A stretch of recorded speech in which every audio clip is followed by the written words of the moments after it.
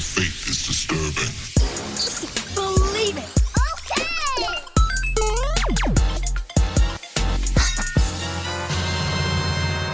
What's going on, geeks? You're listening to episode 321 of the Geeks Under Grace podcast. My name is Cody Armour. I'm here with Lj.Lowery. What up? And Shelley Nollan. Hello.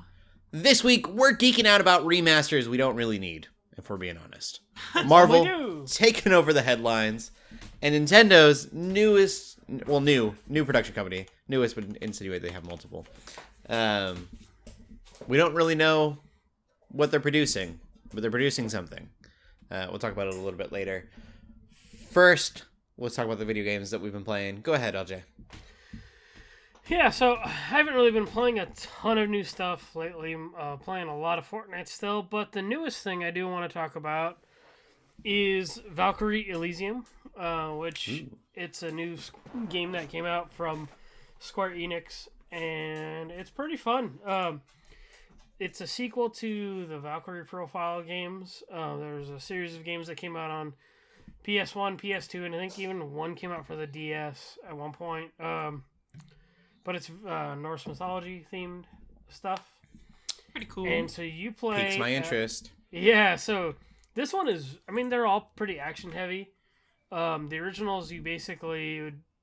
It would take place on like a 2D perspective, and each of the face buttons would be different attacks from these different spirits of warriors you would have with you. But this one is like a full-on... It feels like a full-on action RPG. You're dodging and like doing combos. It's very like it almost reminds me of like a Devil May Cry Light kind of a thing. Nice. It's like I would really love to see Valkyrie Elysium like combo videos at this point. Right. You have all these different spells and abilities you can get, and you also still have these spirits that you can summon to fight alongside you. Like there's this guy that's like a melee based. He's one of the first guys you get. You get an archer, and you get all these different like spirits that'll help you along your journey, and basically the whole point is that Ragnarok is coming, all that stuff, the usual Norse mythology storyline that's the only Norse mythology storyline anybody knows. Yeah. Probably arguably the biggest one anyway. But so yeah, you're there to like cleanse the world and help lost souls pass on, kind of as a Valkyrie is meant to. I'm still not sure if Odin is actually, like, a good guy or not. I have a feeling something's fishy about Odin. There are other Valkyries there, too. Like, it's just one of those things. Like, it's a fun game, though. I'm enjoying it. I am going to write a review for the site. Most reviews say that the story is kind of but, like, the gameplay is fun. And I really agree with that. It's a fun game to play. So, that's kind of my thoughts on it. Nice. Cool. So, yeah, that's all I got. Good. And what have you been playing, Shelley?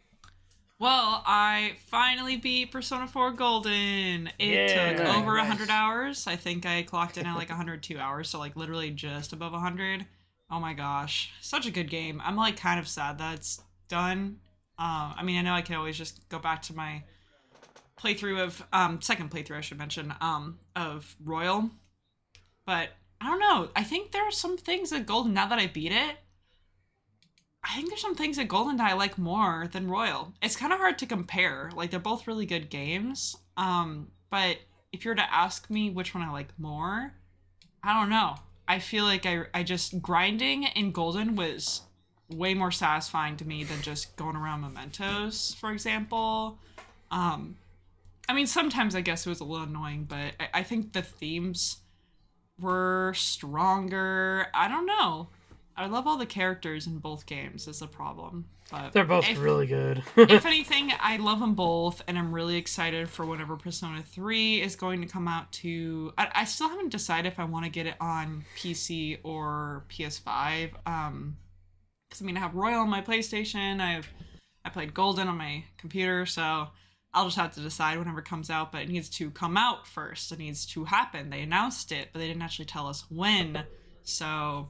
but what is exciting is I don't remember when in October, but there is some sort of like Atlas Persona live concert thing happening in October.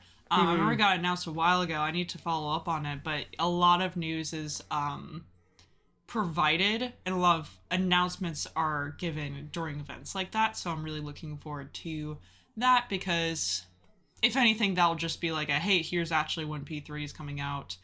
Or it could be like, oh, P6 is happening. Like, I don't know. But I do plan on playing P3 next. I thought they've already said they're not going to announce a new game during that concert. I thought I read that somewhere. If they did, that's fine. I I missed that, if that's the case. But I haven't been paying much attention. Either way, I'm excited for more Persona. Persona 3, I've heard, is definitely the most depressing out of the three. So that'll be fun.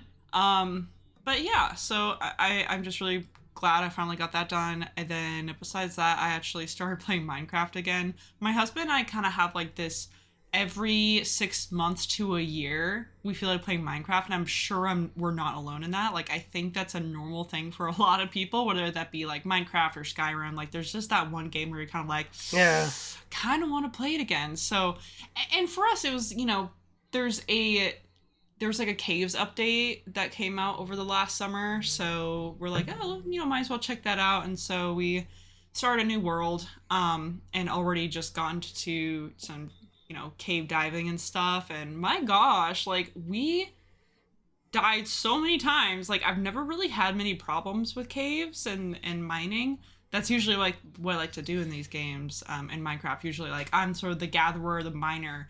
And my husband like builds stuff. That's kind of like our dynamic. It works pretty well. But we are running into just swaths of mobs. Like, we ran into spawners, we ran into like all. I'm just like, man, this new cave update's kind of hard. It's kind of a lot. But we were able to find like diamond and iron and diamond like pretty quickly, which was interesting. But so it's all very fun. It's all good.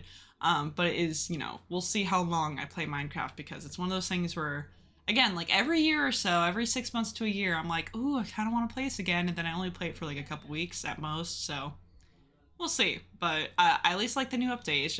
It's a lot. There's also those glowing squids, which is new. And you can make glowing, you collect glowing ink sacks, and you can make like signs with glowing ink, which is like cool. I haven't done it yet, but I'm playing it. I'm just like, that's kind of cool. But yeah, I appreciate that it's still something that keeps getting updated. Like, I mean, it is like one of the most popular games in the world, so it'd be sad if it didn't. But it's such an old game. The fact that it's still getting updates is like really cool. Even if sometimes it's a little overwhelming. I feel like sometimes I'm like, why is this not like simple? Like, why do I have to do all this stuff? But there's a lot of like, you know, quality of life changes that are good. Like, crafting things is really easy now, so I can't really complain. But yeah, that's what I've been playing. Crazy that Minecraft is still being updated so many years later. I know, it's like really cool. So cool. I'm a big fan of it. I remember, 10 years ago, I think. How old was Minecraft? I saw this picture, I think it was on Twitter, where someone was like, if you recognize this page, you're old. And it's like the original Minecraft launcher page. And I'm just like, yes, I know this page. Obviously I do. Like, I'm not that old, and I know that. Like, come on. But so many of the player base is very young, so. 2009. That's very interesting. It honestly feels like 2009 to me. And I started late. Like, I didn't start until a couple years later playing Minecraft. I did not start when it first came out. And even when it first got big, like, I, like, waited. But eventually I started. There are 13-year-olds that are probably playing that game. And they're, like, crazy. It's cool because, like, there's not many other games I could think of. And, you know, correct me if I'm wrong, you know, listeners. You could tweet me on Twitter or whatever. I just can't think of any other games at the top of my head that are, you know, at this point kind of old, that are still that's still so widespreadly played. And I think, again, a lot of that has to do with all the support that's getting poured into it, like, from Microsoft. Like, all these updates. The only one I can think of, and they even had to bring part of it back, was like World of Warcraft. Yeah, that's a good example. That's a good example. And then they've already and now they have a separate classic version of that now too. So it's like, yeah. So, like, but even then, I know there's a lot of people that dropped off World of Warcraft, but there's still a lot of people that play it too. Yeah, It's just crazy. It's like, imagine the opportunities if more developers, and I know Microsoft, I keep getting them mixed up for some reason.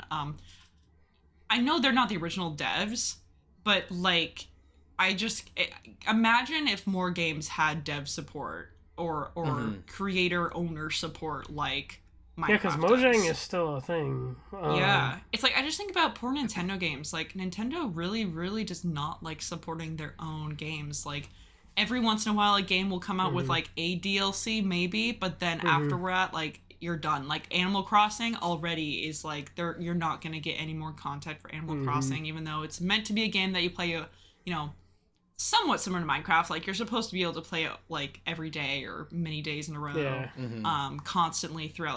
There's not just like a campaign, right? Like, technically there is that sort of end goal with Minecraft if that's the goal you want, but you can also change your goal. I don't know. It makes me happy for Minecraft, but it also makes me sad for so many other games that I think could really flourish if they had that dev support, or that, I even think like Splatoon. It's like Nintendo would rather make three of them. Exactly, instead of just supporting Splatoon 2. With incremental improvements, Yep. Yeah. It's like Splatoon 2 wasn't even interesting, that because at first I'm different like, from that's money, but you could have 3 DLCs and have gotten your money back as far as like a whole new game, price wise, $15 a DLC or whatever. So it's weird that they don't go for small DLC packages forever. Nintendo would rather you put out a whole new game instead. I look at even stuff like Overwatch 2 that's coming out this week. That's like right, they could have they could have easily just said, "Hey, we're making Overwatch 2 the next game, that you're gonna have to buy," and then they actually did the thing I didn't expect, and they just went, "Hey, we're going free to play," and Overwatch 1 is gonna be this game you bought is actually just gonna be Overwatch 2 now. It's weird because I love seeing games evolve like that, but I think of like Apex and how you can never play the original Apex ever again. Yep. That game has changed so much since it started out. I was going to mention I'm sure Fortnite. Fortnite's in a similar... Yeah. Yeah, so See, it's... Fortnite's Fortnite's an enigma, kind of, because you could still play Save the World, but they've even made small updates to that to where you can actually use your Battle Royale skins now. It still feels like it's a very old build, but like with some new trinkets to it, kind of a thing. Yeah. But again, like I love, games can just evolve now. Yeah, it's a weird. Games are literally Pokemon now. They evolve. Catch them all. Cool. I do. I'm broke for it. I'm just kidding. I have been continuing to play Cyberpunk, and I don't have a lot to expand on. It's been a lot of fun. I think that if you were wanting to get into it, I think it's clean enough now to play it. I did fall into one glitch, but it was something small, and it's gone away.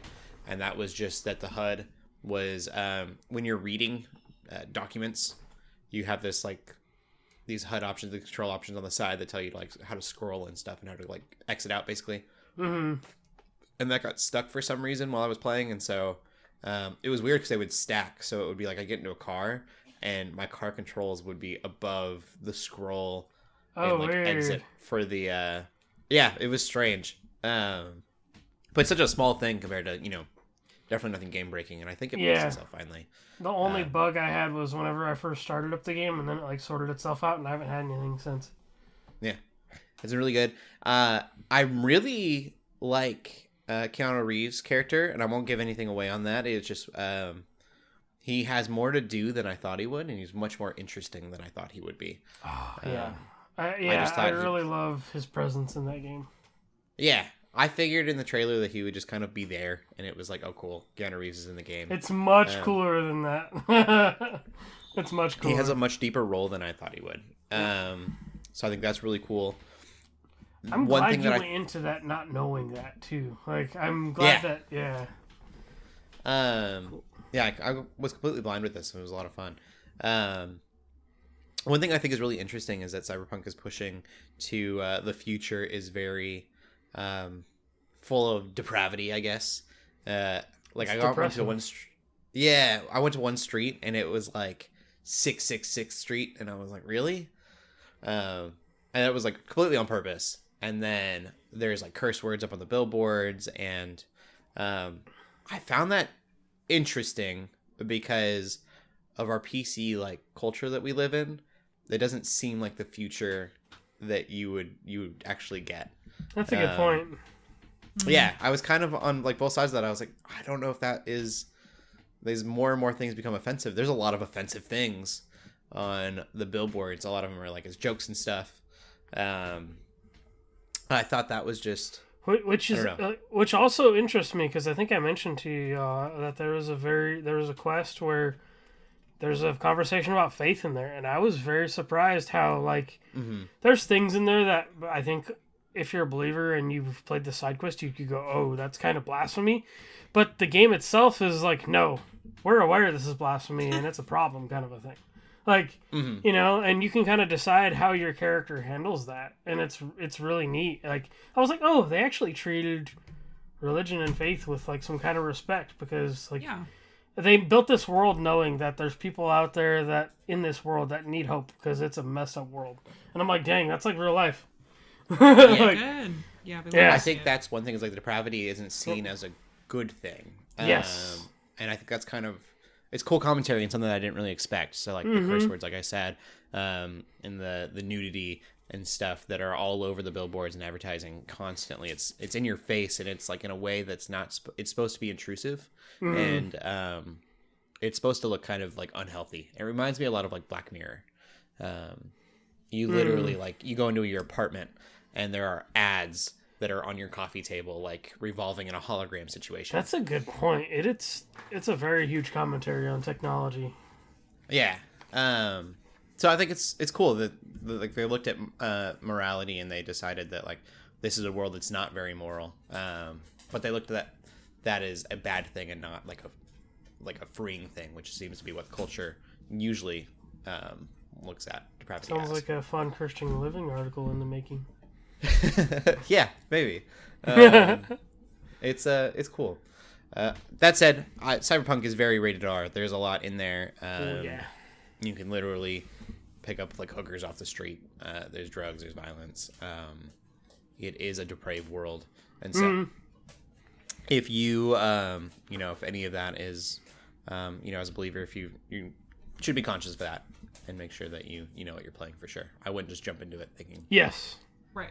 It's going to be like a 100%. good, clean... Good warning. You gotta know. Christian game. Yeah.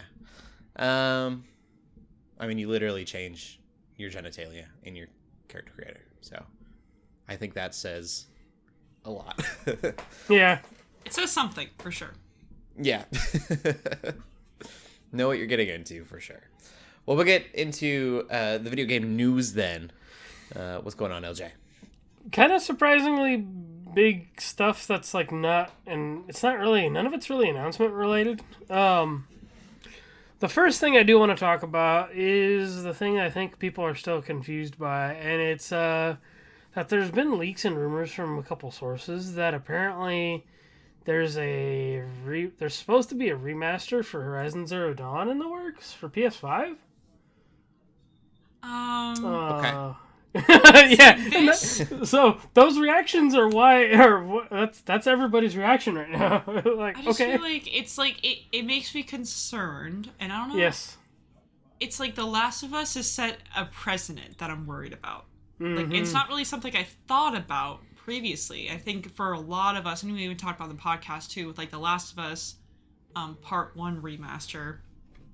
I know some people were really excited, some people were like, oh, like it seems too soon. There's other games that are more worthy or more deserved, not necessarily more deserving, worthy, but like, at least need it more, right? Need it more. Which I agree with, right? But what I didn't think about was the precedent that sets is like, hey, yeah, you can just like totally, completely remaster any game and it'll sell, right? I wonder if that's their mindset. I wonder if they had a plan earlier. I just feel like it's this one, like Last of Us more deserving than this, I can almost I could see the case for Last of Us a little more than Horizon Zero Dawn. I'm more okay with it now. It's a PS3 game. This is literally a PS4 game. Yeah. And not an early PS4 game necessarily. Yep. And there's a PS5 upgrade, I think, or some kind of update for Zero Dawn as well. And it already looks really pretty. Like, it looks really good. Like, what do you want? And so my thing is, the other part of this too was there's supposed to be some kind of multiplayer experience they're working on, which I would honestly enjoy that game more if it was multiplayer, because if I had at least one other person that could help me take down these big pain in the butt robo dinos, that'd be fun. I would love a Or co-op situation. Horizon experience. That'd be awesome. That's a good idea, I think. If they somehow make a co-op Horizon. I'd be more okay with co-op. That makes sense. Yes. I'm sure that's probably what they're doing is like a reason to buy it. I'm just thinking, Shelley, you said I could just remake and like remaster a game and people will buy it. I don't know anyone that's gonna want like Last of Us makes sense. Mm-hmm. The show's gonna be coming out. People are gonna be wanting it. There's as, at like, least there's a there's a flow of logic there. I Even don't if some know people don't if- like it. How many people are gonna be like, I have to get the remaster of Horizon Zero Dawn? I can think of at least one person, but I know some pretty big super fans of Horizon. I'm not gonna lie. I mean, it's great. And that's why that's how people were with Last of Us. They're like, oh, I don't care. I'm buying it. You know, like I'm playing it. My pitch for Sony is take some of these IPs or like older games. Like I think a good example for this, if you're gonna do a Last of Us Part 1 treatment, take the original God of War trilogy. Yeah. Especially the early games, and retell that story, because that could be cool. there's a lot of people that came into God of War 4 for the first time and having not played the original God of War games. So you could do that. I think that would be successful. I think. I would be so excited for a Jack 2 remaster. Or yeah. So my example was PS2 games. I guess Jack and Daxter too, but my pitch for that was the Sly Cooper games. Oh yeah. Because Sucker Punch, who's doing Ghost of Tsushima, a lot of people never played a game from Sucker Punch, and they could be like, oh, well we're going to remake this trilogy, and so now you can experience it for the first time now, because there's not, I mean, I guess you can do it on the PlayStation Extra stuff now. So that's my pitch. Part of me also wonders, the unfortunate thing about Horizon and the release dates is that both the first game, I think, released around the same time as Breath of the Wild, and the second game, of course, was overshadowed by Elden Ring. So yes. Part of me almost wonders if they're trying to be like, finally get a release date for themselves or something. Yeah. Like, get hyped for their own release date. They want their own thing that doesn't get overshadowed by something else. But also, part of me is like, well, what if Tears of the Kingdom still just comes out during whenever the time this is done? No one's gonna get this game. They're gonna get Tears of the Kingdom. Or imagine if they had some kind of like big like multiplayer update for like Forbidden West or something. Yeah. And then it's like just gets overshadowed. It's always bad timing. It's like, it's to the point where if they do announce some sort of release for whatever this is gonna be, I could just assume there's going to be some really big, huge game I want more that's going to be releasing around the same time. Yeah. It's really tragic for them. Yeah, while we're giving a shout out to remakes and remasters and stuff like that, I want to give this is kind of a more of a selfish piece of news for me. I included in here later. Thanks to one of our Discord folks listening who kind of reminded me. But Crystal Dynamics put out a survey or a feedback thing for the Legacy of Kain series, which is like, I feel like me and 10 other people are the only ones in the world that are like excited about this. But it's like a series that's like post-apocalyptic, like vampire kind of a thing. A really popular, it was like back in the day when action adventure games were not like, they're not as prominent as they were today, and especially with technology. They're basically asking like, okay, what do you look for out of a Legacy of Kain game? What makes you enjoy these games? And then the other thing is like, okay, well, what do you like out of vampire themed games? You know, so for me, like, there's questions like, well, Legacy of Kain was all about the Shakespearean story to me. You know, this vampire lord, rises up into power across a couple games. Then you get to play as one of his apprentices who evolves and tries to basically square up with him, and he basically, gets rid of him. Like, it's very Shakespearean. And so, like, to me, like, one of the questions is also like, okay, do you want a sequel? Do you want a remake? Do you want a remaster? Like, what do you want? So I think it's cool that Crystal Dynamics, not being owned by Square Enix now, or anybody else, is saying like, okay, what do you want, fans? And so I think this is really cool that they're asking people what they want. And so I'm sure based on this survey, we'll find out in the next couple of years. So I wanted to shout that out while we're talking about remakes and remasters and stuff. But this is one we really need, in my opinion. We don't. Horizon Zero Dawn is too soon. It just is too soon. The Legacy of Kain games were very much PlayStation, like, old school, like, fan favorites. So it's topical. Cool. The other thing that's I think just kind of random is today we got news that if you want to Google something about a video game or movie or whatever kind of piece of info you want these days, you're either going to get Wikipedia or you're going to get fandom, which is like a fandom wiki kind of a thing, which I always thought were kind of random. Always like, oh, where'd these people come from? Like, they don't always look the greatest to me. Like, they're still not as clean as, but it's all like user-generated stuff, right? This company, Fandom, bought Red Venture, which Red Venture owns GameSpot, GameFAQs, Giant Bomb, Think TV Guide, and a bunch of other stuff that was formerly Viacom, like CBS. And with that is also like Metacritic and stuff like that. It's just kind of really weird that this company comes out of nowhere and is like, oh, we're buying all this. I don't know what this says, like, as far as the state of other sites like GameSpot and Giant Bomb. I guess this isn't technically gaming news, but it's the gaming journalism Gaming space. related. Yep. Right. Yeah, because people go to GameSpot for a lot of stuff. GameFAQs has been like this random archive kind of thing that like of old walkthroughs. Like if you're playing an old game or whatever, like you're probably gonna like if you need help with a game, you're probably gonna go to a GameFAQs walkthrough that somebody made way back in the day. So it's just one of those things. And then like Giant Bomb, they've gone through a lot of changes, different people in and out. We discussed earlier Metacritic how is crazy to me. Oh yeah, Metacritic. Yeah, so that's a trippy one too. Which we at Geeks Under Grace, we have applied for Metacritic before also. So maybe it's something we'll give another shot to and see if that's doable. But very specific requirements to be a part of Metacritic. But yeah, it's just kind of random. Like this company comes out and is like, oh no, we're buying all this stuff. And a lot of it is sites we frequent. So it's interesting. I don't know whether we're going to see any changes from this or not, or what. We were discussing in gaming chat today because Jeff Gersman, who's the founder of Giant Bomb, recently left Giant Bomb like a few months ago. So I wonder if these were the talks that were happening, and he's like, "Nope, I'm out." That would be interesting. I would not be very surprised. Yes, but yeah. Yeah, I mean, I think, and in my mind, I know the dude. He's been in the gaming industry for a long time, and at the end of the day, I'm like, oh, he's probably just tired. He's probably, he's probably just done. Which still could be the case. Yeah. Yeah, but then also, he's still out there, doing stuff. So I think this might have had something to do with it. I think that's what people are suspecting. But yeah, no, this random wiki site you find yourself visiting every once in a while now owns these companies. Slowly saving their pennies.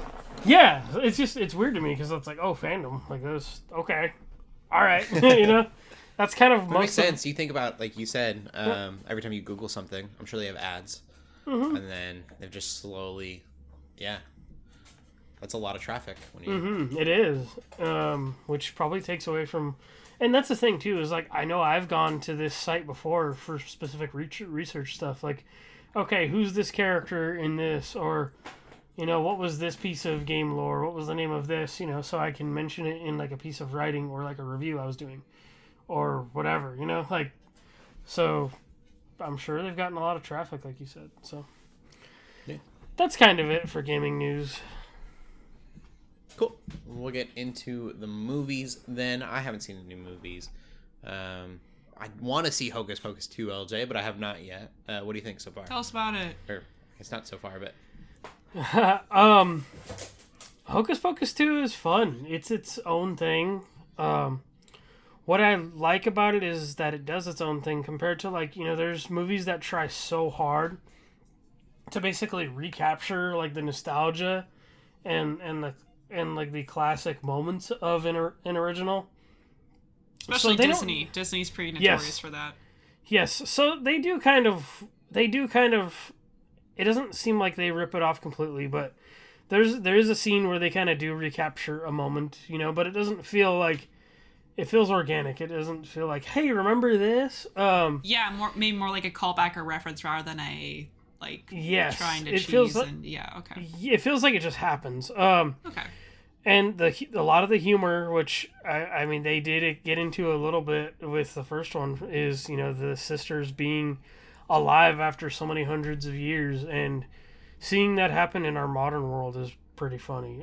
There's other things that they do that I won't spoil that are really fun, and that are kind of cheesy. But it's like, I think it was enjoyable. Like, I didn't expect this to be like, to recapture my childhood or anything, or like whatever, like capture that nostalgia like I talked about. Like, this was a movie, like Hocus Pocus was a movie that I never expected a sequel from. I didn't think it ever needed one, but I'm like, okay, like I'm not mad at this. Like, this can exist, and I don't think people need to be upset about it, is my thing. That's kind of it. And they do, I get, it's one of those things where it's like, it's Disney, so they're gonna leave room for more. If that's, Focus 3. I feel like that's not spoilerly for me to say. But it's just one of those things. It's like, all right, we'll see where they go from there. But I enjoyed this, and I think people will enjoy it too. Especially, I mean, like, and I can't even say because you enjoyed the first one. I think a lot of people will just simply enjoy this. Cool. Yeah. That's kind of it. Cool. Awesome. And then, Shelley, what have you been watching? So, I will talk about it a little bit more in the TV portion, but we finished watching Teen Titans, and because we finished watching Teen Titans the show, gotta watch the movie. So we watched Teen Titans Trouble in Tokyo. Definitely just feels like a long episode of Teen Titans, which is not bad. It's, it's just, like, I think when we watched Turtles in Time, that was really like a finale and a celebration of Teenage Mutant Ninja Turtles, like having the 80s one and then the 2003 one, and then they like try to bring in other Turtles kind of, and that was really cool. It was definitely like a big event that seemed fit for a movie, whereas Trouble in Tokyo honestly just is like a long episode of Teen Titans, and even though it is a movie that came out after the show, it really isn't that much more finale-esque. There's some closure on some things, but it's also just feels like a long episode, which again isn't bad because I like Teen Titans, but I haven't seen it in a while, but it definitely was just as good as I remember, which isn't like amazing or anything, but like enjoyable again because I like Teen Titans. So I don't really know what more to say about it. I'm just glad it was on HBO Max like the rest of the show. Yeah, I think we'll never have to worry about Teen Titans going anywhere. Yeah, that's my hope. I'd be mad otherwise, but yeah, I don't really have anything more to say about it. If you like Teen Titans, you'll like the movie. That's all I'll say. Mm-hmm. Yeah. Cool. Well, we will. Do you need to watch the Teen Titans go to the Teen Titans versus? I'm not going Teen to. Titans Go now? We're not watching any Go. We're not watching any of it. I mean, it's technically a Teen Titans. Technically, they show up, but I'm not doing it. No, I I don't know. low-key kind of enjoy scary. Teen Titans Go to the movies. Not go to the heard it movies. was I messed okay, up. I but meant the There Teen was one Titans where versus Teen Titans Go. versus Yeah. Teen Titans. Yeah. It's probably for the best. It will let you down. Like, their entire thing is that they're too serious. Which I don't think Teen Titans was serious. I mean, it had serious they're moments. really not. I mean, they're serious when there's serious things happening, and then they're jokey when there's not serious things happening, and sometimes they even have a little joke here and there when something serious is happening. So like, It's so weird in that movie because it's just like, oh, they're too. Whatever. Teen Titans Go is too silly, is what like the Teen Titans basically do the entire time. It's just like tell Titans Go that they need to be better, which is weird. Like you don't really get their souls really aren't there, which is too bad. But that's what I like about them. I wonder what happened to that Thundercats roar thing that was inspired by Teen Titans Go. Oh, I forgot about that. I'm looking that up now. the Teen. Yeah, I don't know. The Thundercats one. I think you meant there was a really cool Thundercats show, and The remake that only lasted a season or two. Yeah, and it was really good. I think it was only one season, and I watched it a little too late. Oh, Thundercats Roar is apparently a thing. Still? It's on. No, I mean the Thundercats one, like the Go inspired thing. Yeah, the little chibi things. I didn't realize it even came out. It's on Hulu. Terrible. The anime's Well, better. it's I only probably watched. I bad. didn't get through all the whole anime, but I'm sure. OG. Anything animated like that is bad. Anyway, but I was just like, whatever happened to that? Except Adventure Time. Adventure Time is great. We can get into the movie news then, Shelley. Yeah, no problem. So, as mentioned at the top of the show, we are just talking about Marvel in the movie department. But actually, Marvel thinks that's kind of exciting, dare I say. I feel like there's Marvel stuff that comes out, especially with this newest phase. I'm like, not really excited about it. Don't know about this one, but I'm fairly excited for most of what's been announced. So first off, we have a movie for Armor Wars. So this was originally going to be a Disney Plus show, which is weird. I don't know if we've seen that before, where it's like it was planned to be a show, but they're making it into a movie. But this is going to feature Don Cheadle's War Machine, and it's off of a Marvel Comics story that I think featured mostly Iron Man, but of course it's MCU. Iron Man's not around anymore. So it's going to be about War Machine. And I think, just from what I could read, it's going to be mostly about War Machine trying to make sure that Stark's tech doesn't get in the wrong hands or isn't used in evil ways and things like that. Mm-hmm.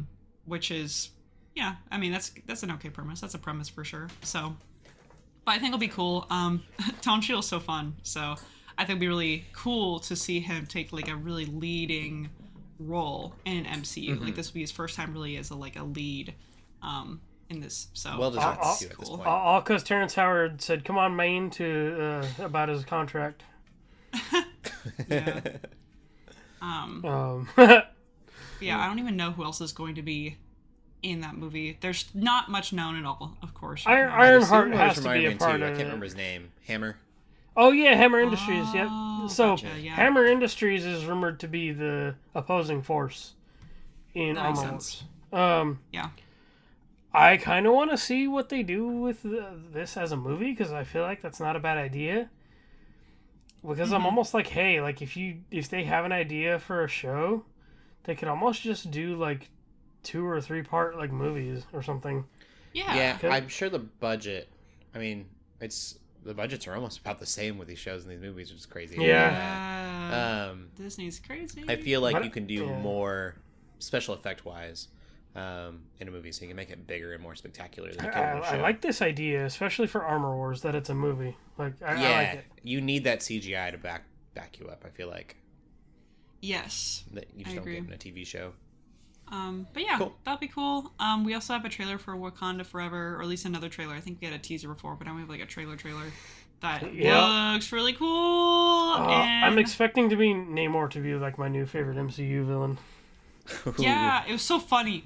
I watched it and I thought, oh my gosh, Aquaman? And I'm like, wait, that's DC. I saw like the underwater special effects. They are different than in like Aquaman, I think, or at least the trailers I saw for Aquaman. It's just like, man, Marvel's about to out DC right now. Yeah. I mean, they've out DC'd since DC started. Well, but like almost directly at this point. Yeah, like, yeah. I mean, Namor. Yeah. I don't know if Namor. I mean, Namor might have. I don't know who was first, but I'm just like, oh, this dude's gonna be awesome. Water people. I believe Namor was first. Atlantis-like people with tridents. I love the like Aztec and like Mayan influences too. Like I like everything. There's a lot that looks really good. Yeah, and I don't even know this character yet. I was excited to see Ironheart. Yes. Yeah. Very briefly. I need to finish that comic. And we're all pretty sure that Black Panther is Shuri. I feel it's fairly obvious at this point. I think even Lego. She seems shorter. She's got the same spots on the face. Yep. Yeah, I'm excited. Spoilers for those who didn't want to see any trailers, but that's why you will listen to this podcast, is for us to talk about the trailers.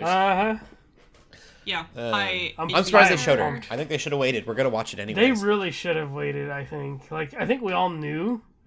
That was a cool thing for them to have done that first trailer. It was like, who's it going to be? Yeah. But it looks really cool. It looks really... looks very passionate. It looks like it's a movie made with a lot of passion, which is rare for Marvel nowadays. I'm getting chills because it's like we all know we're gonna like shed some kind of tear like watching that movie. Yeah, since the trailer was already look really freaking cool. All the characters. I don't know. It just looks like a return to form a little bit. I don't know. It just reminds me of the original Black Panther, which. It should. It's a sequel, so that's really cool. I just hope they continue to be respectful with it. So, like, there's a debate that I saw. We didn't put this in the news, but Harrison Ford is rumored to be playing Thunderbolt Ross which would be a recasting. I would love that. The original actor who passed away. Well, the argument for that was like, why would you recast Thunderbolt Ross with somebody who just died if you can't replace Chadwick Boseman because it's too soon? And it's kind of this like, I don't know. I worry with seeing the trailer that it does kind of feel like they're banking off of his death. That's what you said last time. Yeah, I agree. I still have that feeling. It just feels a little icky to me. But I also understand like the need to and the want to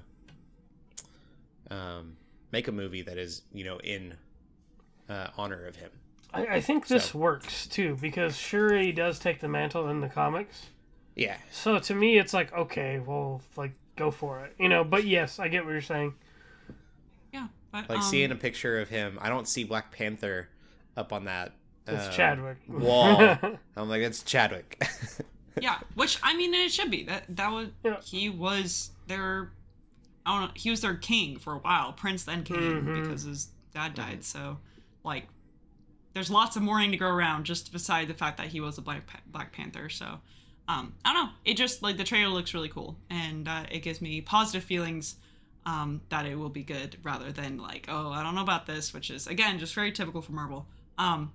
But the last Marvel movie I want to talk about is Ryan Reynolds posted on his Twitter saying that he wants to make another Deadpool, and he like does this whole thing. He's a comedian, right? So he's like, he kind of like goes in this little sketch where it's like, yeah, we really want to make it special because it'll be Deadpool's first appearance in the MCU, like officially, and like we really want to make it good, but like I couldn't come up with any ideas. And then you see Hugh Jackman in the background, and he's just like, "Hey, do you want to play Wolverine again?" Yeah, he's like, "Hey, like, Hugh, you want to play?" Yeah, and he's like, "Yeah, sure." He's like, "Sure, Ryan." I'm like, "Oh, so good." Yeah, and so that's the whole thing now. Is it's not just an announcement for Deadpool 3. The part 2 video was great too. Yeah, and just a confirmation that it is MCU, but also confirmation that Hugh Jackman's returning as Wolverine, which is like crazy because this is the remake we needed.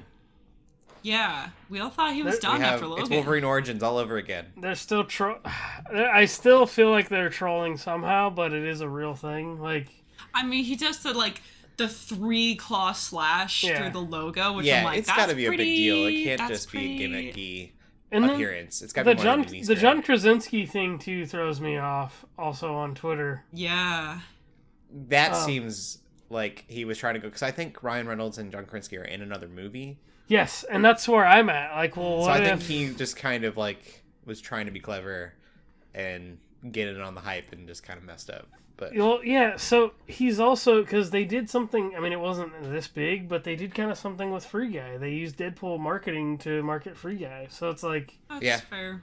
Yeah. That's I think why it'll be Wolverine. I'm assuming it'll have to do with the time traveling stuff. Wolverine's time traveled a little bit now.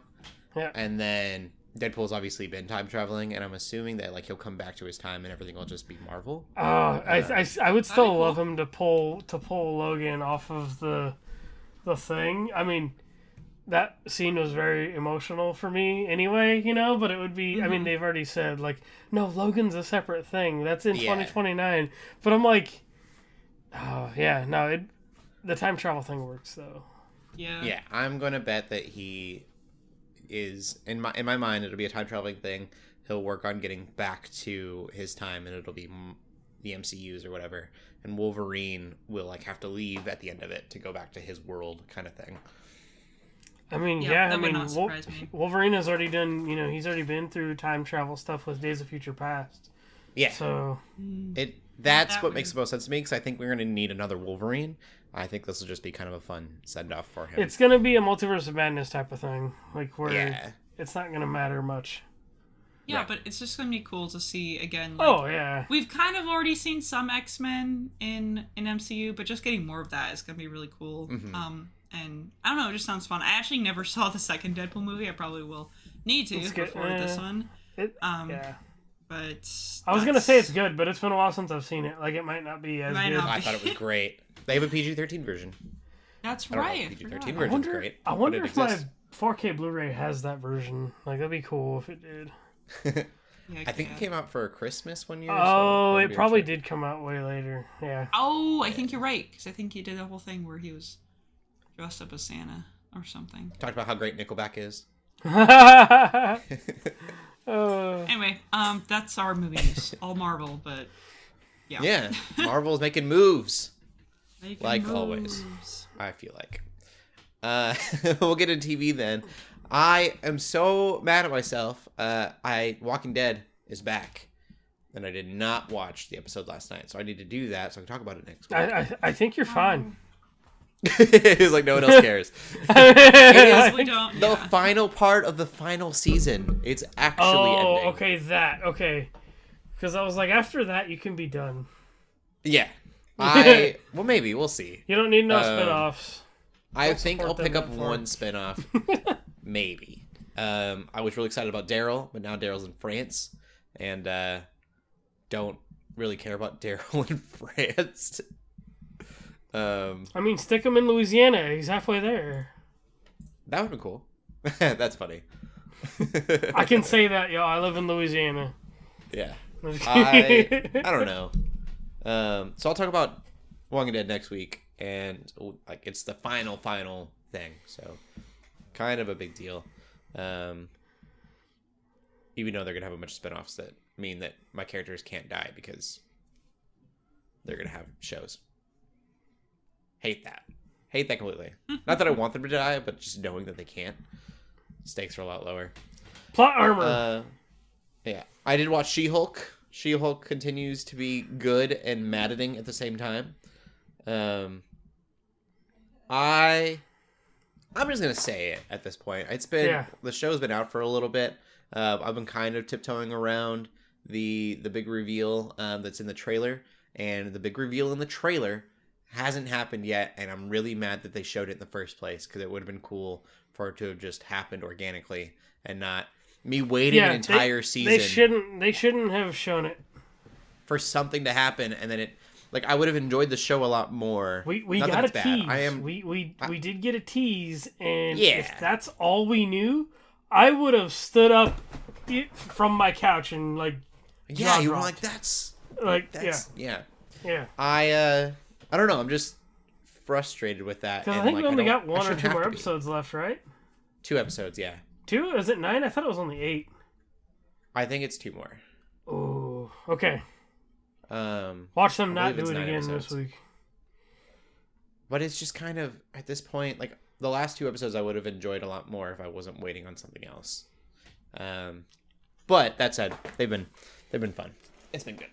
I'm still loving how there's people that are so frustrated with this show, and it's kind of feels weird to say that. Like, I don't mind the tone, and I know a lot of people are mad about the fully tone, enjoy the it comedy and still. stuff. That's like what they advertised in the trailers, and so I was ready for that. This very sitcom-y, Yeah. funny.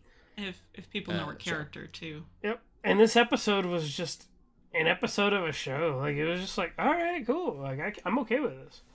Mm-hmm. A lot of fun. A lot more superhero-y, I guess, than the rest of it has been. Kind of, yeah. Still ridiculous. And completely ridiculous. All of that stuff is super obscure comic book references, too. Mm-hmm. Yeah. But that's where I'll end on She-Hulk. I'm excited for it, the next 2 episodes, but the big reveal that was in the trailer, if you're hoping for that to happen, I would say I think you're better off knowing that that's not going to happen for a while, instead of just gearing up for an entire season waiting for a team up that is just non-existent thus far. That's really there. LJ, what else you been watching? Nothing really. I mean, I think Edge Runners was still the thing I watched, but I don't think I've watched enough to really say more at this point. Cool. Shelley? Mm-hmm. So I finished, as I already mentioned, finished Teen Titans again with my husband. Good show. I'm just sad there's no season 6. I'm sad that's where it ends, but it's just how it happened, you know? Still a good show, though. We need more. I was really hoping. That was the big thing with Teen Titans versus Teen Titans Go. Right. It was like, maybe season they'll 6 or just one more season. That's all we need. Yeah. That'd be awesome. Terrible. Yeah. Unfortunate. So anyway, we finished that. Yeah, good show. Still enjoy it.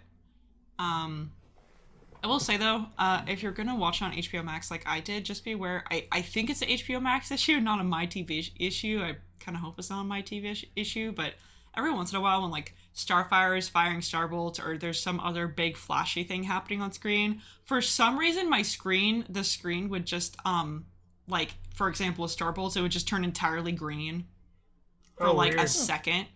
And it would like be definitely, I mean, and I know 100% that's not originally how the show was supposed to be because I've seen the original show.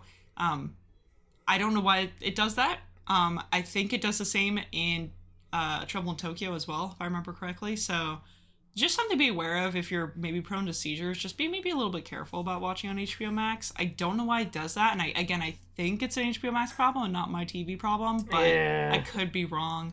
It was always really annoying. Like, we could still tell what was happening, but it's just like a big flash of like a color and you're just like, I wonder if it was like a translation kind of issue, like maybe like porting it to a streaming service, because I don't think they've made any like HD, I mean, I don't know if it's still in standard or not, like, but I don't think they've done any like official HD remasters like for the picture of any of that. So you might be right. That's the only thing I could think of. It's probably just the way it was ported. But yeah, it's like I recommend watching it, but that's something to keep in mind, especially if you are like seizure prone, for example. Like if that's going to affect you, maybe be careful or just avoid it, honestly, because it's really like when I watched Static Shock, like you could still see its age kind of in the way it moved and looked, like in the quality. Yeah. And then besides that, I mean, I did watch the next Rings of Power episode. I'm just kind of still watching that. I know a lot of people who stopped. I still like it. I don't know. I stopped because I'm waiting. I think I said that last week. Yes. I'm waiting to binge it. Yes, which was totally fine. But I just feel like a lot of my people I know, or just people online are like, yeah, it's too boring. It's too slow. It's like, whatever. And I'm like, I don't know. I still like it, but I think I just like Lord of the Rings things. Like, I don't acknowledge that the Hobbit trilogy movies is good. I actually think they're pretty bad, but I still enjoy watching them because it's Lord of the Rings. And I personally can really separate this from Lord of the Rings, and maybe that's why a lot of people are having trouble, is that it's like, no, well, Lord of the Rings is like this really amazing thing, which like I agree, but like you got to have that separation or else you're gonna like lose your mind. So so still watching that, but besides that, I'm still really behind on all these shows. I just keep being on these kids show kicks. So we started, and I don't know if we're going to keep watching, but we at least started Rise of the Teenage Mutant Ninja Turtles. Kind of go back, and that's the 2018 Nickelodeon show, and it's on Netflix. I've heard that new Netflix movie is actually really good. The animated one. I didn't know if there's a movie, but this is a show. Yeah. No, they just put out a brand new movie that went straight to Netflix. Oh heck yeah! Like an animated movie. Yeah. So it's really cool. Like, I love the animation style. It's so stylistic. And again, it's like 2D animation from 2018. That's pretty rare. A lot of shows are just going to this weird, murky 3D, lazy 3D, right? There's some really cool creative 3D animation, but this is like really, really cool 2D animation, which I like a lot. They really, like, the characters are quite different. Splinter, for example, is quite different. April's pretty different. But again, that's just what Teenage Mutant Ninja Turtles does. Is like every iteration of them is going to be a little bit different. But I think that's what's really cool. Is it keeps it fresh and interesting. Like they even get like new weapons. And I think what's cool about this version, again, I've only seen like the first like 2 episodes at this point.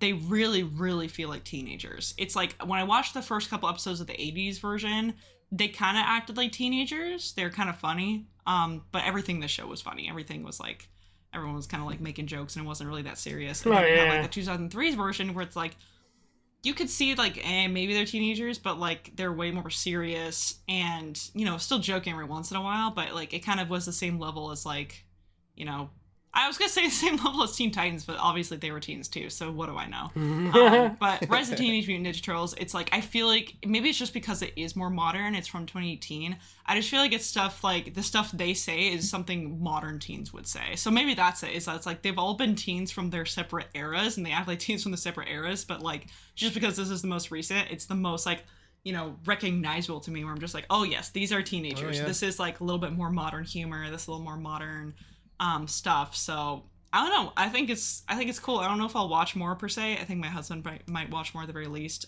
without me. But if you are a fan of TMNT, watch it. It's just on Netflix and it's really cool. So Cool. Nice. I need to watch more Rings of Power. Same. Rings of Power. Yeah, I heard the last episode was amazing. I missed it, so. I liked it. I liked on the it. last episode. That's what makes me confused, is a lot of people are like leaving after this last episode, and I'm like, why? This one definitely had the most. This one was the best episode by far. Yeah. So I keep hearing that. it's just I don't get it. That's Yeah, just I was getting really far ahead in TV, ahead of my wife, and so I've been waiting, and she's catching up right now. She's watching Cool. Cobra Kai. yeah. Oh yeah, she's been gone a few weeks, so Yep. you've watched. Right. Rings of Power she cares about more than I do so far, so I figured I'll just wait until she's caught up, and then we can watch them together again. We'll get into the news then. There's only a couple things here. First of all, Disney is buying Bleach, 1,000-Year Blood War, which is the last arc in the manga, right, LJ, you said? Yeah, so it's the final arc in the manga, and they're adapting it into the anime. Anime. Crunchyroll was trying to get it. Disney bought it from under them. Yep. So I think it's because Hulu is a platform where a lot of people watch Bleach. At least that's where I did too, and I know that's where other people have. So I think it's a good spot for it. I saw memes even months ago where it would be like, I'm Ichigo, and you're watching Disney Channel and all this stuff. Like, they had memes about that. But yeah, I'm tempted to. I know it's a lot of episodes, but like I think this is. Oh yeah. I'm tempted to like catch up. Like I want to watch. When you're known to go and watch really long shows. I mean, I didn't get that far in One Piece, but it's like I want to like know something, Yeah. because like I don't know, like it's neat that they're adapting this final arc, and I think it's cool. Like it's awesome that they're doing it. You'll be able to stream it on October 11th on Hulu, like I said, if you're in the United States. Everywhere else, it's on Disney Plus. And I want the cool Disney Plus that does anime, too. So- Why don't we have that Disney Plus in the United States? I remember one of our fans, SOG, he sent me a screenshot one time because I was like, dude, how does Disney Plus look? Like, because he lives in the UK. And I was like, how does it look? Like, it's weird. Like, that Prey is on there. And he's like, oh, no, yeah. He's like, check this out. It's on my home screen. And they have, I think it's like Star or something, which is like has more of the adult or Hulu. I think it's probably most of the Hulu stuff, but it's like this whole other section. I'm like, man, like if I just had all my Hulu stuff on my Disney Plus like app, that'd be cool too. It's a weird thing. I'm sure it has to do with like licensings and things. Oh yeah, it definitely does. Like I don't think they could just put all of Hulu on Disney, and so then it's like, what do you? I don't even know if Hulu is a thing overseas or not. Like I just don't know. Because Disney doesn't completely own Hulu, if I'm correct. I think they just partially own it. Yeah, A majority for sure. Partially for Hulu, I think it's probably like an ABC related thing. But FX is very big on Hulu as well. So like, they have those attachments there with Hulu. Yeah. Interesting. Yep. The other big piece of news is Nintendo debuting. They've kind of talked about it before, but now it's official. Nintendo Pictures, and that's basically all we know about it. It is Dynamo Pictures. Nintendo acquired them a few months ago, and Dynamo Pictures has done cutscenes for Nintendo for like Metroid and Pikmin. Yes. So it's weird because it's like their production studio is an animation studio specifically, and not one for TV or movies. So we didn't really know where to put this one. I guess it would have been in maybe games too, because we don't know what it is yet. It might just be Nintendo Studio Pictures makes cutscenes for video games for a while. My best comparison is Blur. I think it's called Blur Studios. They did cutscenes for the Halo Wars games, and then they also made brand new cutscenes when Halo 2 had an anniversary edition on the Master Chief Collection. So like to me it reminds me of that. Like it's an animation studio that's probably going to be doing other things, and I think what you said earlier was right on the money. Is like if we had like a short episodes of like some Nintendo property, but like as shows, like if they were just long cutscenes or something, like that'd be cool too. I'm so down for long cutscenes. Mm-hmm. I'm excited. So it's got 115 employees already, and that's pretty substantial. I feel like for a new studio. I don't really know what studios usually look like, but I think of like a new studio having like 20 people, 115 staff members. It means that they're probably pushing a lot of money into this. I'm excited to see what they make. We just don't really know yet. Give it a few months, and we'll probably get some Nintendo film and television. Okay. Showcases. I was gonna say, Enter the website. The website is all in Japanese. Okay, yeah.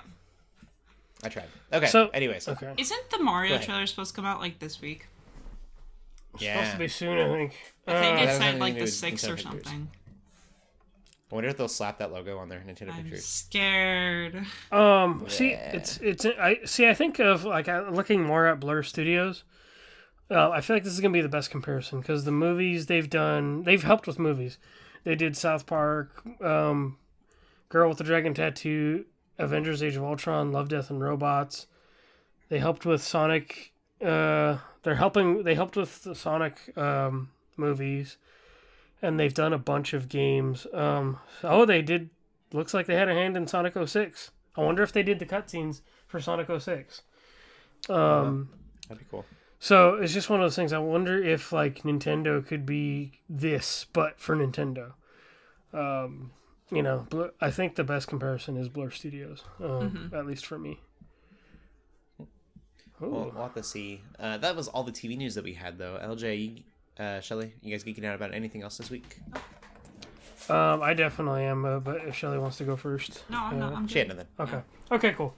Yeah, so I went to our local Comic-Con, Louisiana Comic-Con, and it was super cool. I got to meet a few awesome people. I have pictures on my Twitter. Yeah, so cool. I got to meet Giancarlo Esposito, a.k.a. Gus, a.k.a. Moff Gideon, So cool. a.k.a. Gilbert Hawthorne.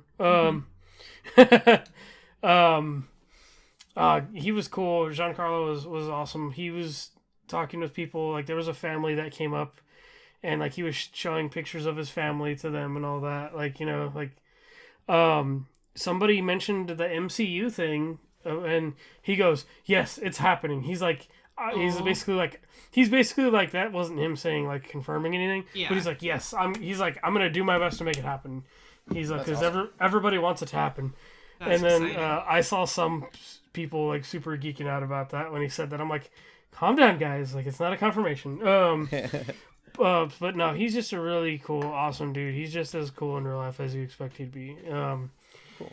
And then the other, I got to meet a Wolverine, not Hugh Jackman, but I met Cal Dodd, who is the voice of Wolverine in the cartoon. Yeah, like the 90s cartoon. Yeah, in the original 90s cartoon, and he's also coming back for X-Men 97. Nice. I won a Funko Pop from my friends at the Infinity Bros on Twitter probably months ago at this point, maybe like a year ago or so.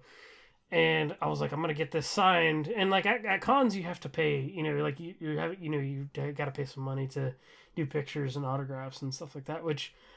It sounds weird because people are like, oh, you're paying to take a picture with somebody. But I'm like, no, I'm supporting this actor, this celebrity, whatever. Because, like, Giancarlo necessarily doesn't need the money as much as, like, Cal Dodd probably does. So, I know what you mean, yeah. So I'm like, you know what? Like, this is, I had him sign the Funko Pop, took a picture with him and stuff. But the dude was awesome. He was just really neat. I told him, I said, I'm pumped for X-Men 97, and I don't know if this is official info anywhere or like any reported on news. But he did say they have 10. He has 10 episodes done. They have 10 episodes done of recording for X-Men 97, and they plan to do 10 more. So I'm like, nice. Ooh, is that a scoop or what? So I was like, that's exciting to me. Like that it sounds like if the first season does well, then there's probably going to be another season. That's awesome. Or even then, I don't know if Marvel. I don't think Marvel's ever counted to 10 yet with their shows. That may mean like a couple seasons. I have no idea. But it's exciting to me. But yeah, I mean, that dude does so much other. He played Slappy in like the old Goosebumps show, and he's done a few other things. But to me, like, it was cool seeing Giancarlo, but it was also cool supporting this voice actor that like was a part of my childhood. Like, so he even like wrote a quote on the Funko Pop, and it said, "I go where I want to go," which was what he says in the show. And he even did the voice for us too. Like, me and my cousin. Like, I was like, "Yeah, dude!" Like, it was just this cool moment. I was like. Yeah, but very cool. So it was a fun time. Got these little Japanese like snack bags that were like mystery bags, and had these all like little like snacks in them and stuff. Yeah, so it was fun.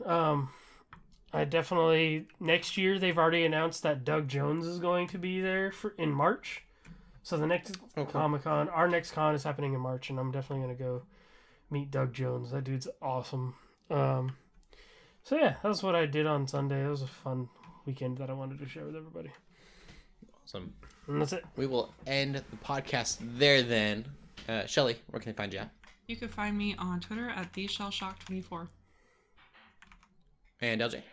You can find me on Twitter, Instagram, and TikTok at LJ the Paladin.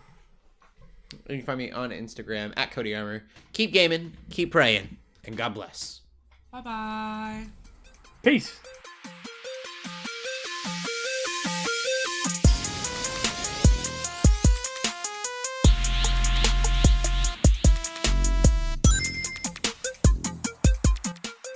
We hope you enjoyed this episode of the Geeks Under Grace podcast. We love hearing from you, so feel free to ask us questions or just comment on the show by using the hashtag GUGcast on Twitter, or by joining the GUGcast questions channel in the Geeks Under Grace Discord. If you like this episode, consider leaving a review or rating of our show on your favorite podcast app. If you want even more Geeks Under Grace, you can always go to geeksundergrace.com. We love you all so much, so thank you for listening.